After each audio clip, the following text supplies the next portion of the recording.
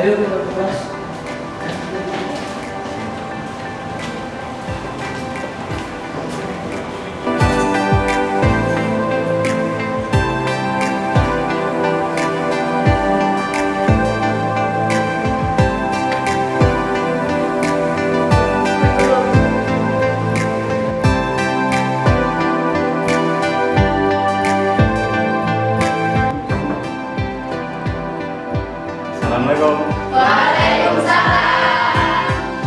Assalamualaikum warahmatullahi wabarakatuh.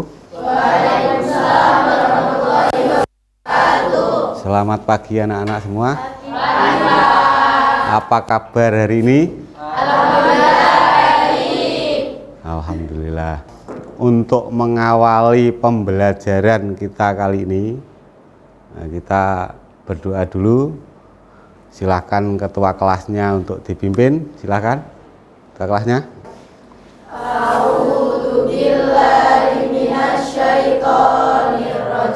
Silakan lagunya nasional apa saja, silakan, boleh. Garuda Pancasila, akulah pendukungmu. Silakan duduk kembali. Saya cek kehadiran dulu ya. Siswa 12 IPS 1 ini jumlahnya 28. Hak dan kewajiban warga negara, ya, hak dan kewajiban warga negara. Pada pertemuan kita yang lalu, kita sudah bahas tentang hak asasi manusia, ya. Kita sudah belajar tentang hak asasi manusia. Sekarang kita belajar tentang hak dan kewajiban warga negara. Apa bedanya hak asasi manusia dan hak sebagai warga negara? Silakan. Di hak asasi itu hak kodrati, hak yang dibawa manusia sejak manusia itu dilahirkan, ya. Tapi hak warga negara itu didapat warga negara ketika dia menjadi warga negara. Bedanya di mana? Ketika seseorang menjadi warga negara, dia punya hak sebagai warga negara dan juga punya kewajiban sebagai warga negara.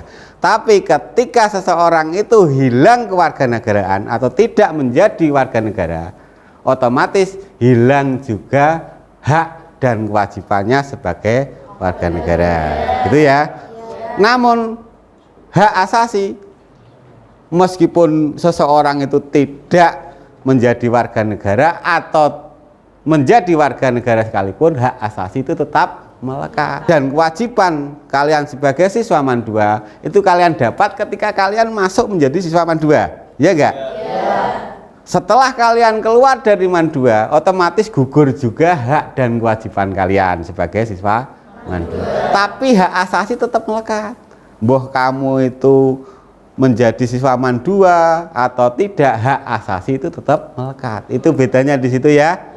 Oke, bagus sekali. Kemarin hak asasi, ini definisi hak. Hak adalah sesuatu yang mutlak menjadi milik kita dan penggunaannya tergantung kepada kita sendiri. Hak dan kewajiban apapun itu salah satunya ya seperti itu. Biar kita itu sadar bahwasanya hak apapun itu harus diimbangi dengan kewajiban apapun. Saya lanjutkan materinya ya. Tadi sudah. Jadi kesimpulannya itu antara hak dan kewajiban itu harus imbang, ya, seimbang. Hak apapun loh ya, hak apapun, bukan hanya hak sebagai warga negara, tapi juga hak-hak yang lain, ya. Hak asasi juga seperti itu, harus diimbangi dengan kewajiban asasi, ya. Hak sebagai warga negara harus diimbangi dengan kewajiban sebagai warga negara, gitu ya. Hak sebagai siswa MAN 2 harus diimbangi dengan kewajiban sebagai siswa MAN 2, gitu ya. Gitu. Jadi kalau sudah mempunyai hak seperti itu, kewajibannya nek duwe anak ya harus di.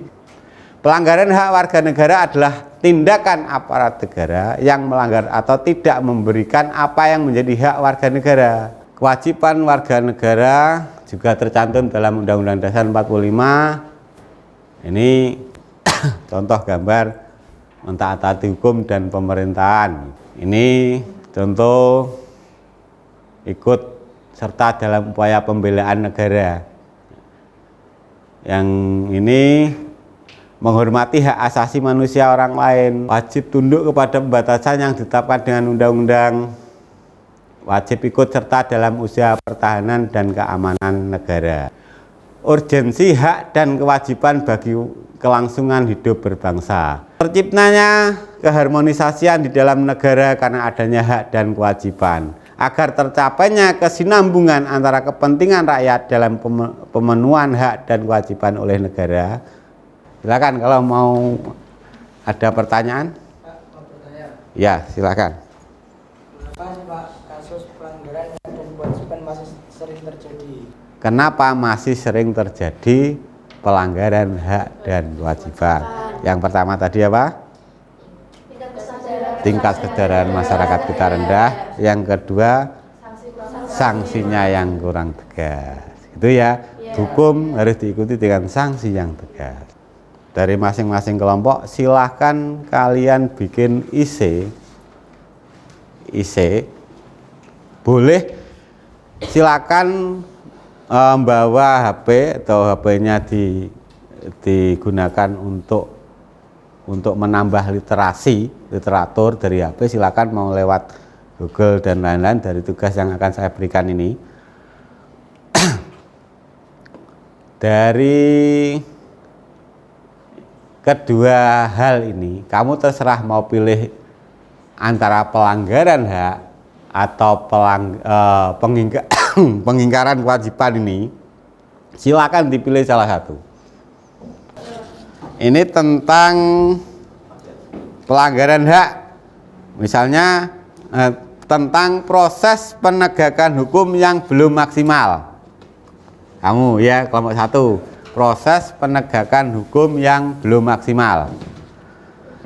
Kelompok 2, tentang ini pelanggaran hak juga, masih pelanggaran hak ya, eksploitasi terhadap anak. Kelompok 3, ini pengingkaran kewajiban ya, tentang pengingkaran kewajiban, menghindari atau tidak membayar pajak. Kelompok 4, ini tentang pengingkaran kewajiban juga, tidak mentaati peraturan lalu lintas. Kelompok 5, ini pengingkaran kewajiban juga merusak fasilitas umum.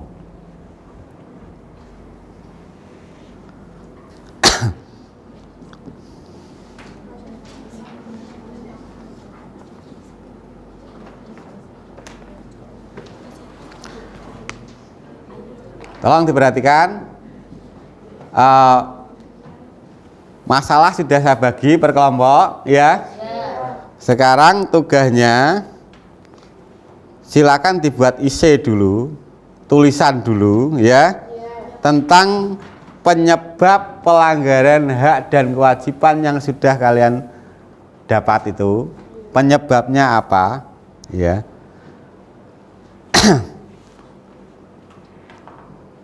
Terus nanti ditulis juga upaya pemerintah untuk yang dilakukan, upaya pemerintah yang dilakukan untuk mengatasi hal tersebut. Gitu ya. Upaya-upaya pemerintah apa saja. Setelah itu baru nanti kita merancang tentang posternya ya. Saya perwakilan dari kelompok 1 akan membacakan tentang proses dan upaya penegakan hukum di Indonesia. Proses penegakan hukum yang belum maksimal. 1. Problem pembuatan peraturan perundang-undangan. 2. Masyarakat pencari kemenangan bukan keadilan. Apa itu hasilnya kelompok 5 ya, posternya kelompok 5 itu. Ini juga sudah diunggah di media sosial dengan tujuan apa? dengan tujuan untuk mengedukasi masyarakat, ya diri sendiri terutama ya, dan mengedukasi masyarakat untuk lebih sadar terhadap fasilitas umum. Silakan dilanjutkan kelompok 5. Ini hasil dari kelompok 5. Teman-teman, di sini saya akan menjelaskan tentang merusak fasilitas umum. Perusakan fasilitas umum adalah delik pidana pelanggaran disertai sanksi pidana. Delik pidana perusakan adalah tindakan pelanggaran hukum dengan metode merusak atau menghancurkan yang dilaksanakan oleh individu maupun sekelompok. Akibat rusaknya fasilitas umum. Akibat rusaknya fasilitas umum digunakan secara bersama oleh masyarakat umum. Jika fasilitas umum rusak, dapat berakibatkan dampaknya seperti kemacetan, lingkungan kotor, masyarakat tidak dapat lagi menggunakan fasilitas tersebut, dan mendatangkan bencana kerugian. Mengapa warga masyarakat bertanggung jawab untuk menjaga dan merawat fasilitas umum? Oke, saya akan menjawabnya. Karena merusak fasilitas umum termasuk kegiatan yang merugikan masyarakat. Contohnya, sikap yang bertanggung jawab terhadap fasilitas umum adalah menjaga fasilitas umum, tidak merusak fasilitas umum, dan menggunakan fasilitas umum secara bersama-sama dengan baik. Karena waktu juga semua kelompok harus tampil, jadi ya waktunya kita batasi. Terus sekarang kesimpulannya disimpulkan dulu. Jadi dari apa yang kamu itu merusak fasilitas umum, itu pesan dan kesannya, silahkan. Jadi kesimpulannya dari merusak fasilitas umum, kita sebagai warga negara kita harus menjaga fasilitas dengan baik supaya kita menggunakannya bisa lebih nyaman dan juga lebih sehat juga kalau kita menggunakannya dengan baik. Gitu. Salah satu saya minta untuk merefleksi apa yang sudah kita lakukan dengan aplikasi ini, produk ini. Jadi pembelajaran kita ini model pembelajarannya adalah PJBL ya, Project Based Learning atau pembelajaran berbasis project. Ya, projectnya apa? Projectnya adalah poster ini, ya, poster ini. Nah, kira-kira dengan model pembelajaran seperti ini, menurut kalian mudah dipahami? Terus kekurangannya apa? Silakan salah satu saja. Mungkin Fani. Nah, iya. Kita lihat refleksi dari Fani untuk pembelajaran kita kali ini. Silakan Fani. Pembelajarannya yang menarik dari pembelajarannya adalah ketika kita presentasi di dalam proyek, kita juga bisa mengenal informasi teknologi itu seperti apa. Jadi kita juga belajar itu, dan kita bisa juga belajar bareng-bareng, tetapi juga di tempat yang menyenangkan. Jadi tidak hanya belajar di kelas saja. Oke, terima kasih. Memang di dalam pembelajaran itu tidak harus selalu di kelas, bahkan boleh di luar kelas, dianjurkan seperti itu ya. Namanya moving class. Makanya sengaja saya ajak ke ruangan yang berbeda. Itu tujuannya salah satunya adalah untuk menggugah motivasi belajar. Itu refleksi dari kita ya, sehingga tidak melulu kita di kelas. Bahkan suatu saat saya akan membawa pembelajaran kita di luar kelas, entah itu di taman ya, sehingga pola pikir kita, pikiran kita lebih fresh dan mudah untuk menerima pembelajaran. Terima kasih.